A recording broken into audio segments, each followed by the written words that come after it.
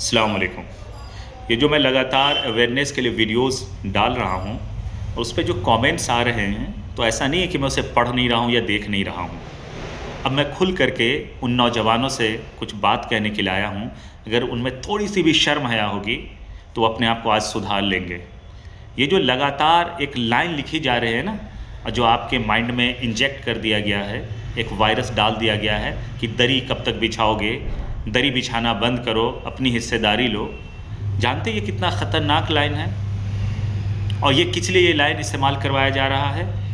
एजेंडे के तहत, एक प्लानिंग के तहत। अगर असदुद्दीन ओवैसी अपने स्पीच में ये बोलते हैं कि तुम्हें दरी नहीं बिछाना है, तो दरअसल वो हिंदू समाज को ये कह रहे हैं कि तुम भी मुसलमानों के लिए दरी बिछाना बंद कर दो, यानी तुम एक तरफ शिफ्ट हो जाओ।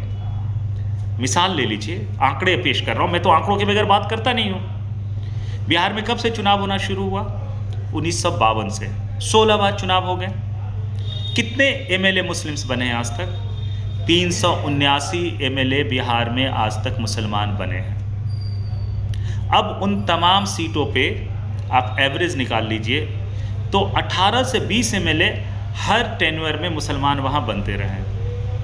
अब दूसरे आंकड़े को चेक कर लीजिए कि बिहार में कितनी सीटें हैं जिसमें मुसलमान 40% से ज़्यादा है, क्योंकि कम से कम आप 40 से ज़्यादा होंगे, वहीं आप अपने वोट से जीत सकते हैं। असूली बात तो यही है कि 50% होंगे, उससे ऊपर होंगे, तभी आप जीतेंगे। 10 से 11 सीटें सिर्फ पूरे बिहार में हैं जहां मुसलमान 40% से ज़्यादा है। आंकड़े आप चेक कर लीजिए, वेरीफाई कर लीजिएगा। तो आप तमाम घोड़े खोल देंगे, अपनी कौम के नाम पे वोट देंगे, तो कितने एमएलए आप बना पाएंगे? 10 से 11। लेकिन आज़ादी से आज तक कितने मुसलमान एमएलए बनते रहे हर बार? 18 से 20। एक वक्त ऐसा भी था कि 34 एमएलए भी बिहार में थे 1985 में, उसमें से 29 एमएलए कांग्रेस पार्टी से थे। यानी कांग्रेस के कमज़ोर होने का सबसे बड़ा जो भुक्तभोगी रहा है वो खुद मुसलमान रहे, कि उनका रिप्रेजेंटेशन लगातार गिरा है। जितना ज़्यादा कांग्रेस कमज़ोर हुई इस मुल्क में, उतना कम मुसलमान का रिप्रेजेंटेशन हुआ एमएलए और एमपी सीटों पे। आंकड़े हैं, चेक कर लीजिएगा कि 1985 में 34 एमएलए मुसलमान के बने थे, उसमें 29 कांग्रेस की पार्टी से बने थे। मैं बिहार की बात कर रहा हूँ इसमें। अब आप बिहार के एमपी सीटों का भी थोड़ा सा आकलन कर लीजिए, उनके आंकड़े भी चेक कर लीजिए। मैं आपको कुछ सीट्स बता रहा हूँ जहाँ मुसलमान सोच ही नहीं सकता जीतने की, जब तक कि हिंदू समाज का उसे वोट न मिले। जैसे मधुबनी 22 से 24% मुसलमान वोटर्स है, दरभंगा में से 20% मुसलमान वोटर है, पूर्णिया में 23% मुसलमान वोटर है, सिवान में 17% मुस्लिम वोटर है, पश्चिमी चंपारण में 23% मुस्लिम वोटर्स है, कटिहार जिसको आप मुस्लिम बहुल सीट कहते हैं वहाँ भी 41% मुस्लिम वोटर्स है। सिर्फ किशनगंज को छोड़ करके कहीं पे भी जब तक हिंदू समाज का वोट आपको नहीं मिलेगा, आपका कोई सांसद भी बिहार में नहीं बन सकता। तो ये जो आप दरी वाला लाइन इस्तेमाल करते हैं, दरअसल आप उनको एक पैगाम दे रहे हैं कि तुम भी मुस्लिम उम्मीदवार के लिए दरी ना बिछाओ, तुम भी अपनी पार्टी की तरफ शिफ्ट हो जाओ, कंसोलिडेट हो जाओ, एकजुट हो जाओ। अब वही हो रहा है। आप समझ रहे हैं, खेल समझ रहे हैं आप? असदुद्दीन ओवैसी और बदरुद्दीन अजमल साहब की जो मुसलमान पार्टीज़ के लाने का असल एजेंडा क्या होता है, और क्यों उनको टीवी में टाइम दिया जा रहा है? असदुद्दीन ओवैसी साहब को इतना ज़्यादा फुटेज दिया जाता है। समझ रहे हैं आप अपने वोटों से ज़्यादा बिहार में 10 से 11 एमएलए बना लेंगे सर। आप एक एमपी जिता सकते हैं किशनगंज, उसकी जगह उसके अलावा कहीं नहीं जिता सकते हैं। लेकिन तारीख देख लीजिए, पूर्णिया से मुसलमान एमपी बने, अररिया से बने, सिवान से बने, मधुबनी से बने, दरभंगा से बने, पश्चिम चंपारण से बने। और यही साजिश है कि मुसलमान का जो रिप्रेजेंटेशन है असेंबली में और हाउस में वो कम हो जाए, और लगातार कम हो रहा है। जब से आपके अंदर ये वायरस डाला गया, अपनी क़यादत, अपनी हिस्सेदारी, दरी नहीं बिछाना है, तब से असल में उधर लोग ज़्यादा जागरूक हो रहे हैं। लेकिन अल्लाह का आपको शुक्रिया अदा करना चाहिए। मैं तो कहूँगा शुक्राने की नमाज मुसलमानों को पढ़नी चाहिए कि आज भी इस मुल्क में 60% कम से कम हिंदू भाई हमारे सेकुलर हैं, आज भी, इस वक्त भी। और उसी को आप असल में प्रोवोक कर रहे हैं कि तुम दरी ना बिछाओ। ये हमारे लिए नहीं कहा जा रहा है। दरअसल असदुद्दीन ओवैसी है या अख्तरुल ईमान है, जो सारे आके जो कमेंट कर रहे हैं ना फेसबुक पे कि तुम दरी बिछाओ, तुम जुम्मन हो, दरी हम लोग दरी नहीं बिछाएंगे, दरअसल ये हमारे लिए नहीं लिखा जा रहा है। एक्शन का रिएक्शन कहाँ हो रहा है? एहसास ही नहीं इस जाहिल कौम को। माफ़ कीजिएगा मैं ऐसे अल्फाज आज इस्तेमाल कर रहा हूँ क्योंकि ये कौम आंकड़े देखना समझना चाहती ही नहीं है। कहीं अपने मफाद में, खुदगर्जी में, दलाली कह लीजिए, पैसे कह लीजिए, थोड़े छोटे छोटे काम का लालच कह लीजिए, ये समझना बहुत ज़रूरी है इस कौम को।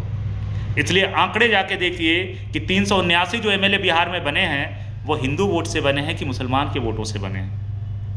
ये तमाम सीटों पे मधुबनी, दरभंगा, पश्चिम चंपारण, सीवान, गोपालगंज वगैरह पे जो मुसलमान एमपी जब भी बने, जितनी बार भी बने, वो हिंदू वोट से बने कि मुसलमान वोट से बने।